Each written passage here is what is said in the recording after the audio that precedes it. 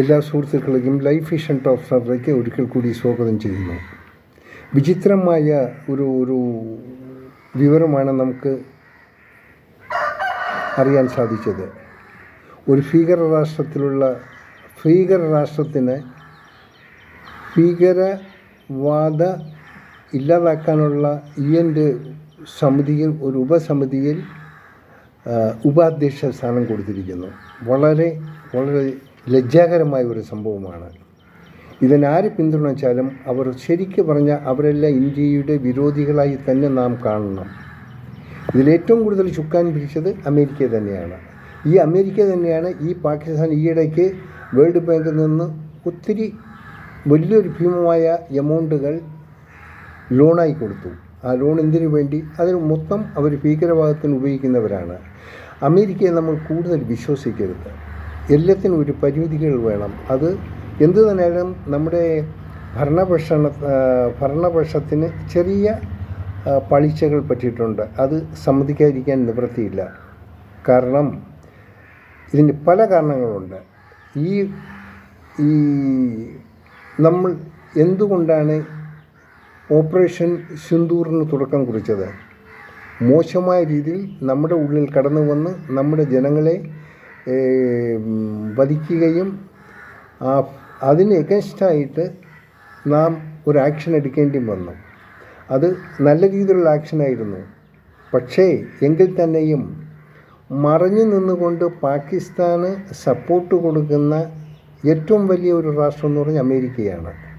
America വിചാരിച്ചിരുന്നെങ്കിൽ ഒരു കാരണം കൊണ്ടും ഇവർക്ക് ഈ വേൾഡ് ബാങ്ക് ലോൺ കിട്ടുമായിരുന്നില്ല.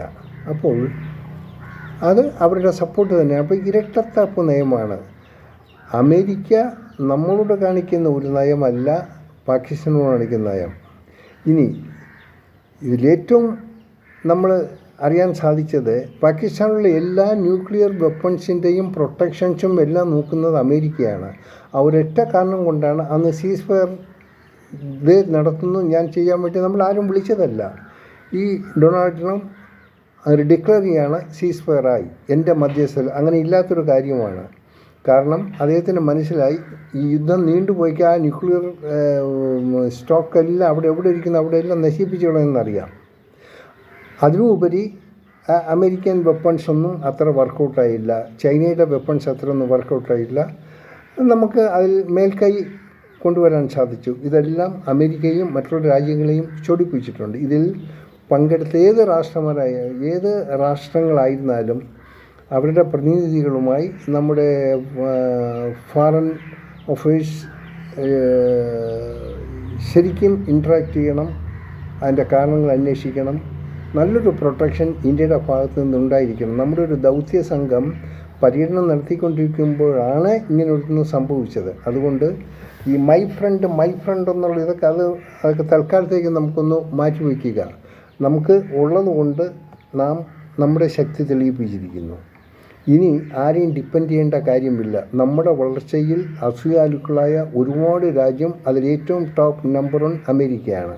അവരെയും അത്ര കണ്ട് വിശ്വസിക്കാതിരിക്കുക. എല്ലാത്തിനും ഒരു റിലേഷൻ്റെ ഒരു പരിധികൾ കൊടുക്കുക. ട്രംപ് മോദി മൈ ഫ്രണ്ട് എന്ന് പറയും. മോദി ട്രംപിനെ my friend. Okay, that's okay. It can be done. ഒരു പേഴ്സണൽ ഇതിൽ വെച്ച് ഫ്രണ്ടാകാം. പക്ഷേ രാജ്യത്തിൻ്റെ നിലവയ്ക്ക് നോക്കുമ്പോൾ അങ്ങനെ ആകാൻ പാടില്ല. രാജ്യ സുരക്ഷയാണ് ഏറ്റവും ആവശ്യം. ഇനി ഏറ്റവും കൂടുതൽ ശ്രദ്ധിക്കേണ്ടത് പ്രധാനമായും നമ്മുടെ പ്രധാനമന്ത്രി നരേന്ദ്രമോദിയാണ്. അദ്ദേഹം നല്ലത് ചെയ്യുന്നു. ഞാൻ ഇന്നലത്തെ ഒരു വീഡിയോയിലും പറഞ്ഞു, ഏത് വലിയ കാര്യം ചെയ്താലും അവിടെ അപാകതകൾ സംഭവിച്ചേക്കാം, പിഴവുകൾ സംഭവിച്ചേക്കാം. അതിന് ഒരു വലിയൊരു ഇഷ്യൂ ആയിട്ട് കോൺഗ്രസ് കൊണ്ട് നടത്തേണ്ടത്. അതിന് എന്തൊരു പ്രതിവിധി കൂടെ അങ്ങോട്ട് അഡ്വൈസ് ചെയ്ത് കൊടുക്കണം. അതാണ് പ്രതിപക്ഷവും ചെയ്യേണ്ടത്. ഒന്നുകൂടെ പറയുന്നു, വീണി ശ്രദ്ധിക്കുക. ഇനി എന്നുള്ളത് ഈ നോക്കുകുത്തിയെ കൊണ്ട് നമുക്ക് വലിയ നേട്ടങ്ങളൊന്നും ഉണ്ടാകുമെന്ന് തോന്നുന്നില്ല. അതിങ്ങനെ ഒരു സൈഡിൽ കിടക്കും. Don't care about them. അമേരിക്കയ്ക്ക് വേണ്ടിയാണ് അവർ പാവ കളിക്കുന്നെങ്കിൽ വേറെ അതിലൊരു ഗുണമില്ലാത്തൊരു കാര്യമാണ്. സോ ഈ ഒരു കുഞ്ഞു വീഡിയോ എനിക്ക് ചെയ്യേണ്ടി വരും. ഇങ്ങനെ ഈ ഒരു സബ്ജക്റ്റ് ചെയ്യേണ്ടി വരുമെന്ന് വിചാരിച്ചില്ല. ഒരു ഭീകര രാഷ്ട്രത്തിന് ഒരു ഉപാധ്യക്ഷ സ്ഥാനം കൊടുത്ത ഒരു സംഭവം അത് ലോകത്തിൽ ആദ്യമായിരിക്കും.